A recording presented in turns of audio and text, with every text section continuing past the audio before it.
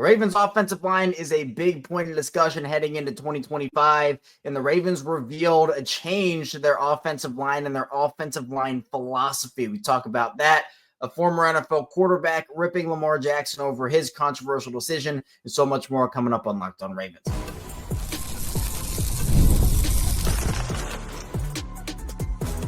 You are Locked On Ravens, your daily Baltimore Ravens podcast. Part of the Locked On Podcast Network, your team every day. Welcome into another edition of Locked On Ravens, your daily Baltimore Ravens podcast. I'm your host, Kevin Oestreicher of Ravens Wire, here with you on the Locked On Podcast Network, your team every day. Thanks so much for being here, making Locked On Ravens a part of your day, your first listen each and every single day as well. We're free and available on all podcasting platforms, including in video form on YouTube, where you can like and subscribe to the channel, and in audio form where you can follow along and subscribe wherever you get your podcasts. We're a 5-day-a-week Ravens show, so Monday through Friday, we have that daily Ravens coverage for you, and then we also do bonus episodes over the weekend sometimes when headlines permit. We also go live after every single Ravens game and every single piece of Ravens big news, and a big shout-out to all the everydayers, the first-time listeners, and if you're somewhere in the middle, thank you as well. Today's episode of Locked On Ravens is brought to you by FanDuel. Right now, new customers can get $200 in bonus bets when your first $5 bet wins. Ravens wrap up 2 days this week of OTAs, 2 more left on the docket, and then officially OTAs are over and we move on to mandatory minicamp, which picks up next week. We'll get into Tuesday's OTA recap in the final part of the show. We'll also get into a former NFL quarterback ripping Lamar Jackson, and we'll get to that in the second part of the show. But first, the Ravens, they have now revealed a big change is going to come to their offensive line and offensive line philosophy. I know what a lot of people might be thinking.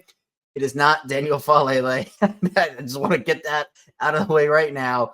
But it is a philosophy in terms of maybe how these guys are going to be used, particularly at those guard spots. So for the Ravens media availability after Tuesday's practice, George Warhop, the Ravens offensive line coach, talked to the media.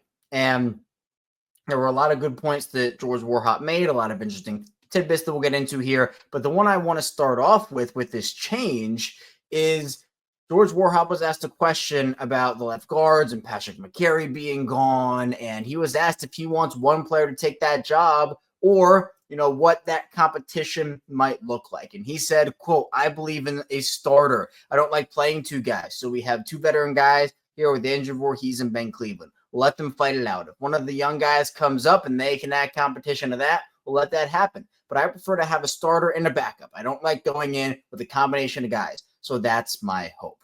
That's a big shift from what we have seen over the last couple of years for the Ravens at those spots that maybe guys have different skill sets or there's not a star player. And they obviously did a rotation with Ronnie Stanley when he was coming back from an injury, but now, this change is gone are the days of rotations, which honestly, I agree with. I never liked the rotation thing to begin with. The Ravens were rotating guys a couple years ago, a little bit last year, and, it just, to me, it doesn't necessarily work. And I just feel like, you can have some success with it. It works in certain spots, but overall, I used the example last year with Roger Rosengarten, who obviously was a rookie and, had some up and down moments last year, but finished the season really strong, right? I mean, he had some welcome to the NFL moments against Kansas City,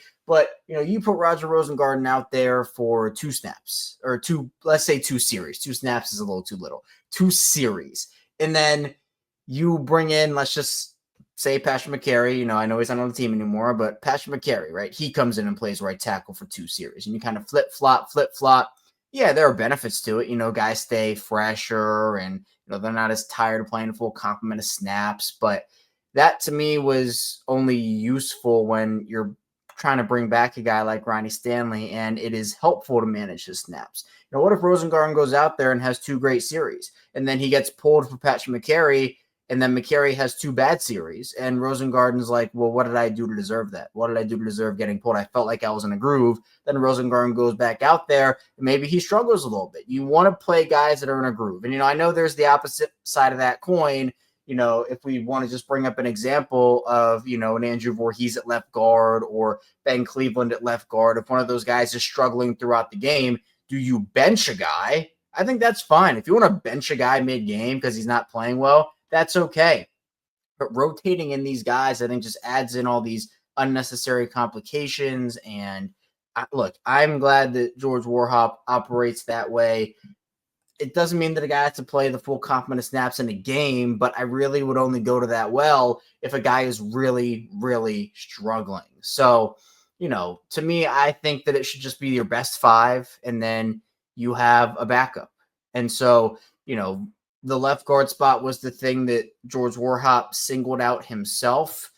That, to me, maybe it's something, maybe it's nothing, but feels like Daniel Falele has a pretty strong grip on that right guard job. Feels like it is his to lose, and there isn't really a question about that. Again, I still have reservations about Daniel Falele, but, I'm hoping that he can step up to the task here in U2 as a starter if he does end up winning that job. But it feels like it's going to be Voorhees and Cleveland competing for that left guard spot, and it's not going to be a rotation. It is going to be starter backup, and I think that's the right decision for sure. And look, you don't have to do that now with Ronnie Stanley, which is great. He's worked his way back.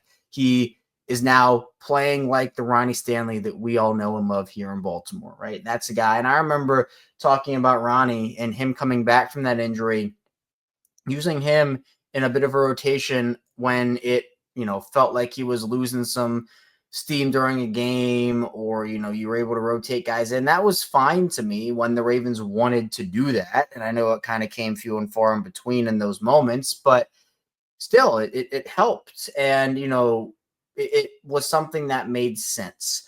But, when you start trying to get all fancy with the spices and maybe trying to get a little too cute with the offensive line stuff, you might think you're outsmarting the other team, but it honestly could come back to hurt you more than it actually helps you. So I'm honestly glad to see the days of the rotations go away. I was never really a fan of them, if you listen to me here on Locked On Ravens. So yes, very glad that was done away with, or at least it feels like it's done away with based off of George Warhop's comments.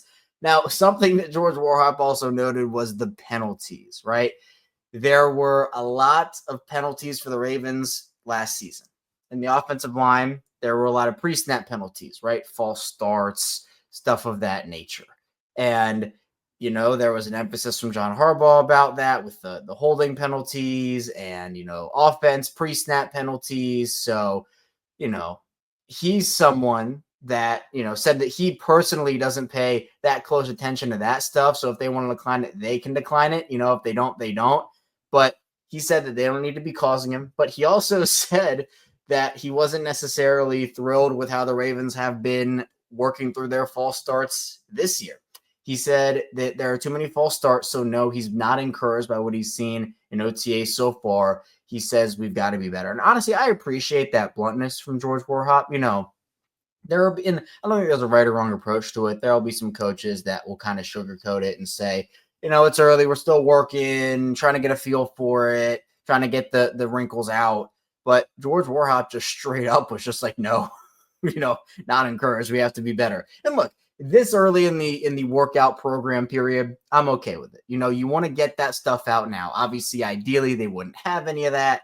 But look, no team goes unpenalized throughout the year. You just can't have what we saw. And this isn't even just offensive line. This is like the entire team, where we'd be talking after a loss and honestly a game they should have won against an opponent they should have beaten. And they had 10 penalties for 112 yards, 12 penalties for 130. And it was consistent. We've talked about penalty stats all year last year on this show. So hopefully they can get it together there. Feels like that is another big emphasis point. He had a lot of praise for Andrew Voorhees, and he said that when he actually got to sit, when Voorhees got to sit, when Patrick McCary took over, being a first-year player, it allowed him to develop throughout the year. And when he played against Cleveland in that Week 18 game, George Warhop said he thought he played very well and said he's done a nice job this spring so far. And, he's impressed with what he's done, and kind of elaborated on the fact that there's no pressure when you sit and watch, and there's a lot of pressure to be a starter in this league. And look, I didn't think Voorhees played badly. For those who don't remember, he actually started the year for Baltimore and was playing well and then got injured and really never got his spot back. And Voorhees himself talked about that and said that it was an interesting situation. He said he went out there every day looking to make the best of his opportunities and, gave a lot of credit to Patrick McCary to lean on and learn from. That was really good. But he said about winning this job, this left guard spot, he said, man, why not me? Why not me? So I think that he's come in with a bunch of motivation here. And again, knowing that he's either going to be the starter or the backup and not have that limbo about like, oh, he's playing well enough, but then he gets injured. Oh, he's going to win his spot back, right? Because he's playing well. No, it doesn't happen. I think having that stability will be good for him, even if he doesn't win the job. He's my favorite too. I think he does end up winning it unless Ben Cleveland runs away with it. But, we understand the Ben Cleveland Ravens relationship hasn't necessarily been wonderful. So, I feel like it's Voorhees' job to lose, and I'm glad that he is motivated when it comes to that. So big change on the Ravens offensive line, and it's not necessarily something in terms of like personnel, but in terms of philosophy, I think this will benefit Baltimore in the long run. Coming up in the second part of the show, though, we'll talk about a former NFL quarterback ripping Lamar Jackson for his controversial decision. So be sure to stay tuned. A lot coming up on Locked On Ravens. First, this show is brought to you by FanDuel. The NBA playoffs are in full swing, and every night delivers highlight-worthy performances, major momentum shifts, and can't-miss moments. The NBA Finals Game 3 is tonight. The Pacers took Game 1. The Thunder took Game 2. Pivotal Game 3 coming up in Indiana. Now, I've been on the Pacers train all postseason long, if it wasn't the Nuggets, who obviously are my team here, but the Pacers, they've been this Cinderella story in a way. And so I'm going to ride with them again over on FanDuel. The Thunder are 5-point road favorites. So the Pacers are actually underdogs at home, 5-point home underdogs. I'm going to take the Pacers there and build in the same game parlay. I like the overs on Tyrese Halliburton, Aaron Nesmith, and Miles Turner in this one. So if you're new to FanDuel, it's the perfect time to sign up. Head to FanDuel.com and place your first $5 bet. If it wins, you'll get $200 in bonus bets. Make every moment more. FanDuel, official sports betting partner of the NBA. Back on Locked On Ravens, Kevin Oestreicher still here with you. Wednesday edition episode, middle of the week. Appreciate everybody for tuning in here. We talked about some changes coming to the Ravens offensive line, the offensive line philosophy in the first part of the show. Now we're going to talk about Lamar Jackson. And look, this is something that we've been talking about for, I guess the past week since Lamar Jackson hasn't shown up to Ravens OTAs. It was the same story on Tuesday. Spoiler alert. I'm not sure he's coming to the remaining two, but I assume he will be there for mandatory minicamp. But this Lamar not being at OTA conversation has really gotten dragged out by a lot of different people, particularly nationally. Mike Florio has had his opinions on it, and he went on another rant about it. And Chris Sims, who he does the show with over there at Pro Football Talk, ended up also taking some shots at Lamar Jackson. And he tried his best to say, Lamar's the man. He's so good, this, that, and the other. But, the message that was received from Chris Sims here was not that, and nor should it have been. Chris Sims on Lamar Jackson not being at Ravens OTAs said, quote, I still don't condone Lamar Jackson not being there. These are little things that I look at that maybe they get you over the hump. I don't understand that as being the leader of the Ravens. So, first of all, there are a bunch of things wrong with these quotes here. The first of which being, look, I understand that reps are important. Any rep you can get with your teammates and your coaching staff is important.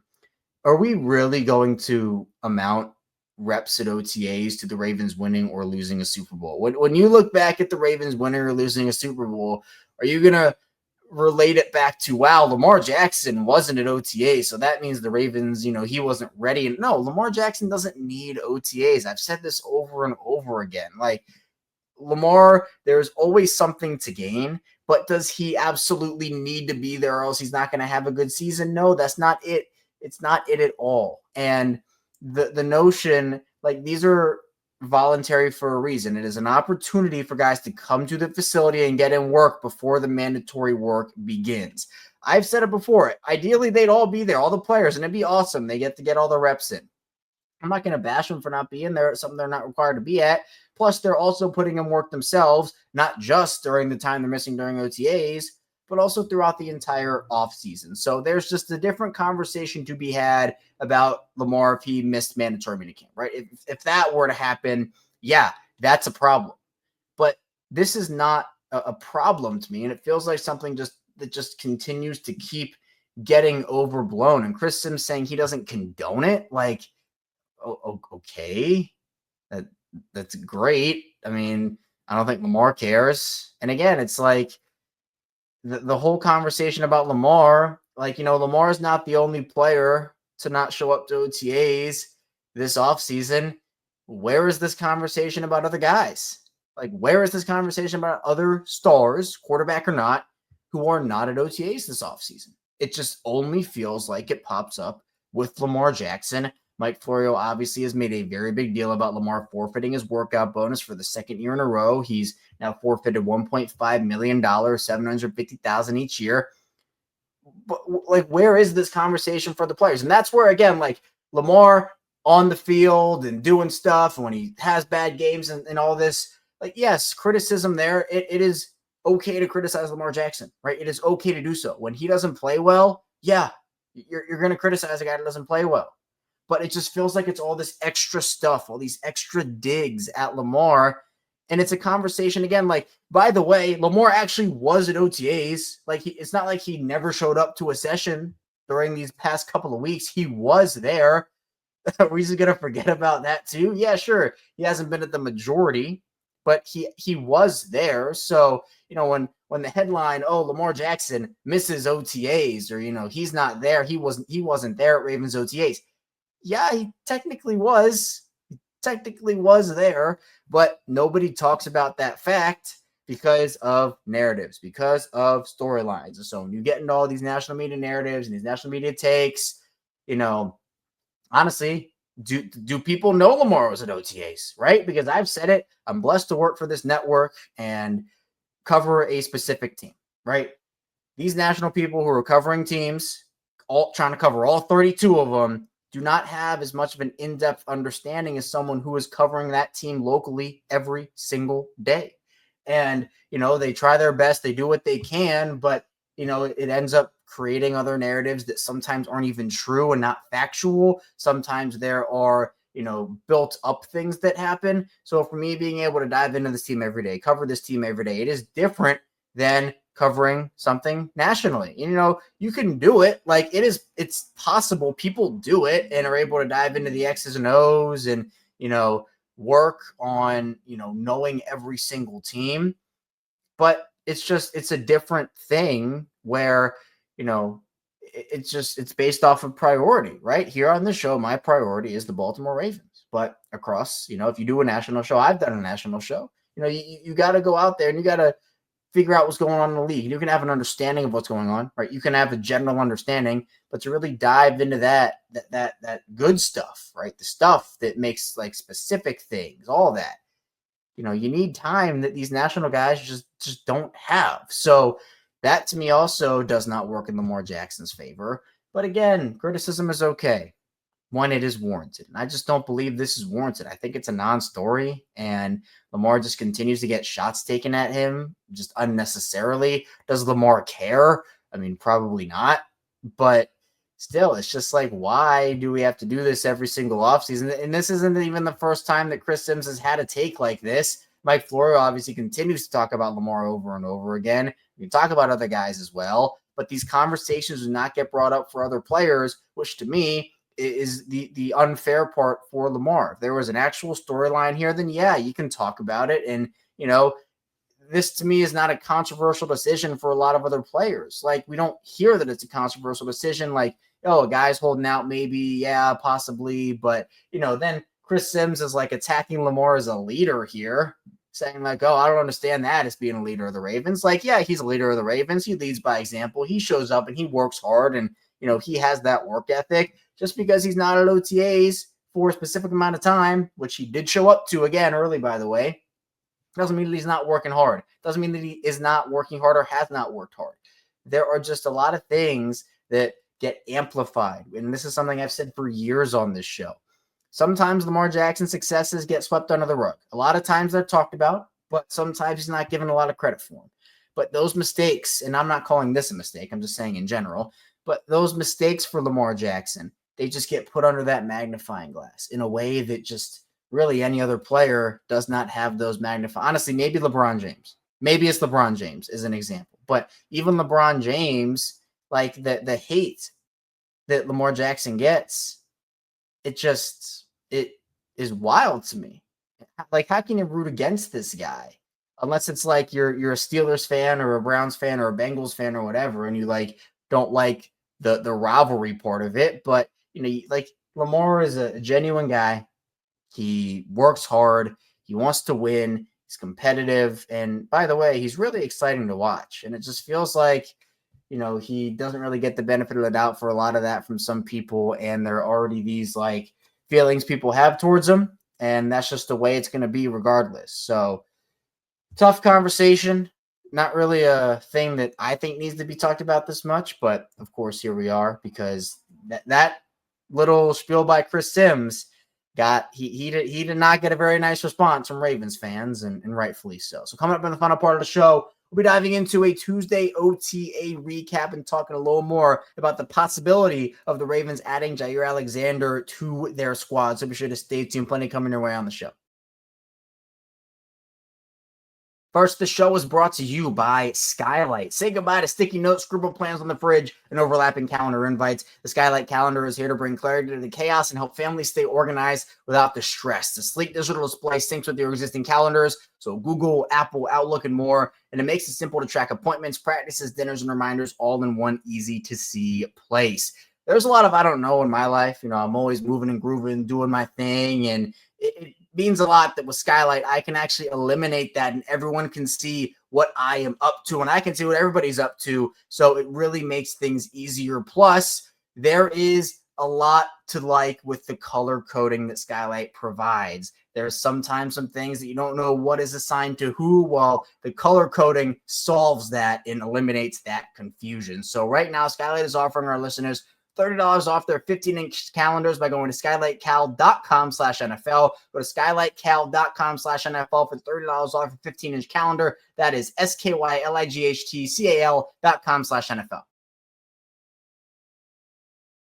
Back here on Locked On Ravens, Kevin Oestreicher diving into more Ravens coverage with you here on this Wednesday. And appreciate everybody for being here. We've built up so many great, awesome communities, video form, audio form, social media, subtext, and I've been doing this show since 2019. The support has been incredible, and I can't thank everybody enough for watching, listening, or just hanging out with me here on Locked On Ravens. Now, the big news of Tuesday was whether the Ravens would be involved for Jaire Alexander. At least 6 teams apparently made inquiries as Jaire was cut on Monday from the Packers, and we talked about that on yesterday's show with Sam Njoku of the Ravens Talk podcast about if he is a fit for Baltimore or if he could maybe not be the right guy for them, and maybe could he even replace a cornerback for the Ravens in 2026. So we'll take a listen to that and we'll react to it on the other side. How do you feel like a fit would work between Baltimore and Jaire at this point? I think it would be amazing. I mean, I try to find the negatives to potentially signing him, and there are negatives. I mean, he's missed 20 of the last 36 games in the last 2 seasons, so he has missed a considerable amount of time as the starter. But that's where the buck stops in terms of criticism. I mean, he's just a phenomenal corner, physical for his size. He just does a great job. He'll just make life difficult for opposing offenses. I mean, you know what the Bengals are going to do those 2 games that they play in 2025. They're going to target Oestreicher. They're just going to target him because they're not going to throw it to Nate Wiggins. They're not going to throw it to Marlon. They haven't been able to do so the last 2 seasons, in my opinion. So Oestreicher will be the guy that you would target. And having Jaire Alexander replace him in that spot really makes life difficult. I mean, you're really asking yourselves, how are we going to throw the football? So I think it will be a great fit. Do they need him? No, they don't necessarily need him. But, and I thought about this a lot, he will be a nice insurance policy, not only for 2025, but for 2026, when the Ravens will have a decision to make regarding Marlon Humphrey, who just had some years voided on his contract, didn't sign an extension. So that means that there's a chance it can move on from Marlon Humphrey in 2026. Now, this is all just speculation at this point, but just based on the way the contract's looking, you could have situations where you have Jaire Alexander replacing Marlon Humphrey in 2026 and be. Look, I think it'd be a really exciting signing, though I think it's realistic and for what Jaire wants. I'm not so sure about that, but Sam is right where they do have a decision to make on Marlon Humphrey. I remember, look, last offseason, a lot of people wanted Marlon gone. Marlon had a career year last year and, really got himself back in the good graces of the fan base. And, I hope he can continue upon that. So we'll see there. Marlon is someone that I feel like has a lot of value. Jaire, Marlon, Nate Wiggins, that's a heck of a trio. So we'll see what happens. I would love it, but I do understand the fact that, yes, he is injury prone. So how much money do you want to commit to that? If you don't want to commit a ton, there's probably another team that will take the risk because when he is healthy, he is probably a top 10 corner still, maybe even top 5 in this league. But OTAs on Tuesday, there were a lot of players that stepped up. Players that were not there, according to Jess Rebeck, Lamar Jackson, Rashod Bateman, DeAndre Hopkins, Emory Jones, who's dealing with the shoulder, Kyle Van Noy, Kyle Hamilton, Chidobe Awuzie, Bo Braid, Nnamdi Madubuike, and obviously Awuzie and Braid, they got injured on Monday. And then Jake Hummel actually joined the fray for the first time. And apparently, Rashod Bateman might have been out there. I'm seeing that now as I'm scrolling through here. So, again, those are the guys that were not there.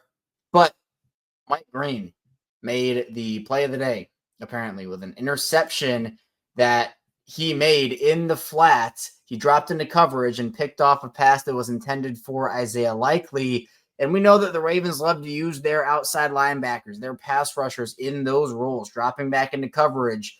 And these were against Cooper Rush, so it wasn't necessarily Lamar throwing these balls, right? But still, it shows the instincts and some of the athleticism that Mike Green brings to the table, not just his pass rushing arsenal. So I think that's really exciting. Sanusi Kane also had a really cool interception as well. He had a leaping interception in the end zone and continued his solid play during OTAs as well. He also had apparently a nice pass breakup of a pass intended for Isaiah Likely. These obviously coming from Clifton Brown over at BaltimoreRavens.com, who does a great job. So look, after having Bo Braid leave practice and get banged up, Ardarius Washington with the Achilles, it's nice to see Sanusi Kane go out there and do some things. Now, do the Ravens still need to bring in a vet safety? Yes. The answer was yes before Bo Braid got injured, and it is even more so yes. We don't know the severity of Braid's injury yet, but really nice to hear Kane doing his thing. Anthony Miller made the catch of the day, apparently. He left his feet, and he was able to snag a deep ball by Devin Leary. Dayton Wade had a strong day as well, according to Clifton here, which was really cool to see. He had a really acrobatic catch near the back of the end zone, and apparently the grab was nullified, and, he was not happy about that, but he ended up making a nice over-the-shoulder grab over TJ at Tampa, which was nice. John Hoyland, free agent kicker, undrafted guy. He went 6 for 6 on the days. He competes with Tyler Loop. Malaki Starks closed nicely to knock the ball away from Tez Walker on a short route. And Jake Hummel, again, he was not practicing due to the birth of his child, so congratulations to him and his family. He was on the practice field for the first time. So, look, OTAs, just a couple more days, and then we move on to mandatory minicamp. So, exciting things happening. NFL football, it is slowly creeping back up, and I cannot be more excited. I also can't be more excited to continue going along here on Locked On Ravens. That's all I have for you here today. We'll be back here tomorrow. We'll be talking more Ravens football. So, on the way out, hit the like and subscribe button in video form. Follow along and subscribe in audio form, and I'll see you right back here tomorrow on Locked On Ravens.